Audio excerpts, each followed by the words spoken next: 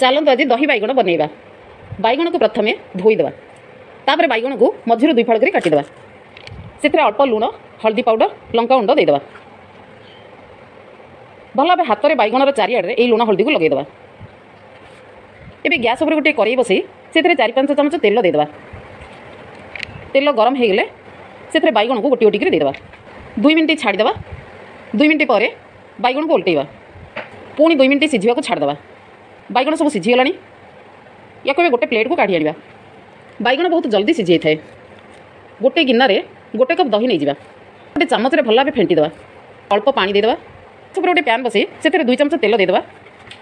तेल गरम हो गले से गोटे चमच सोरिष देदेवा। सोरिष फुटीगले से भृषंग पत्र, कंचा लंका को देदेवा। अल्प अदा को कोरिकी से देदेवा। फुटण को दही रे देदेवा। ए भाजिक रखिया बैगण को देदेवा। दही रे अल्प कला लुण देदेवा, धड़ा लुण देदेवा। गोटे चमच भजा जीरा गुंड देदेवा। भल भाव गोलैदेवा। आमर दही बैगण रेडी हो गला।